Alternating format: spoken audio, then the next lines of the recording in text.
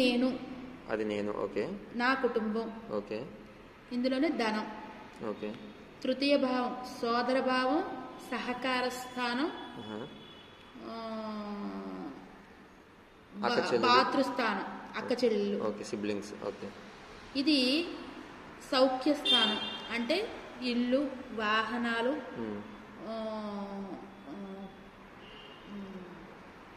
ఇల్లు వాహనాలు, ఫైనాన్షియల్ కాదు, ఇల్లు వాహనాలు, సౌఖ్యం. ఓకే. ఇది పంచము పిల్లలు. ఓకే. పూర్వపుణ్యం. ఓకే. దైవారాధన. ఓకే.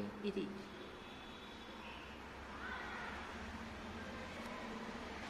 ఇది ఆరోగ్య స్థానం. రుణ రోగ శత్రుస్థానం. కళత్ర స్థానం.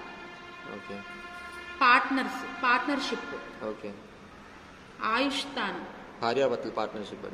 భార్యాభర్తల పార్ట్నర్షిప్ అనుకోవచ్చు, బిజినెస్ పార్ట్నర్షిప్, రెండు పార్ట్నర్షిప్ అన్నమాట ఇది. వివాహ స్థానం, కళత్ర స్థానం. 8 అష్టమ స్థానం, ఆయుష్ స్థానం, ఆడవాళ్ళకి సౌభాగ్య స్థానం. నవమ స్థానం పితృస్థానం. ఇది పితృస్థానం. పితృస్థానం భాగ్యస్థానం అంటే భాగ్యం అంటే నేను చేసేటువంటి వృత్తి వల్ల వచ్చేటువంటి ప్రాఫిట్. ఇది నేను వృత్తి. దశమ స్థానం నా వృత్తి. నా వృత్తి వల్ల వచ్చేటువంటి లాభస్థానం. ఇప్పుడు ఖాళీగా ఉన్నాయి గల్లు అంటే ఏంటర్థము? అది బాగున్నట్టని అర్థం. ఏదైనా ఉంటే ఏదో దోషం ఉంది, పరిహారం చేయాలి. మంచి గ్రహం ఉంది అంటే మంచి జరుగుతుంది, చెడు గ్రహం ఉందంటే చెడు జరుగుతుంది. ఇది నా 10 నా వృత్తి. 11 నా వృత్తి వల్ల వచ్చేటువంటి లాభాలు. ఇది పెద్ద అన్నదమ్ముల వర్గంలో పెద్ద అన్నదమ్ముడిని కూడా సూచిస్తుంది. ఈ యొక్క 11వ స్థానం. 12వ స్థానం అంచేష్టి వ్యయం, నేను పెట్టే ఖర్చు, నా చివరి దశలు. ఇది 12వ స్థానం. మొత్తం 12 ఉంటాయి. 12 స్థానాలు.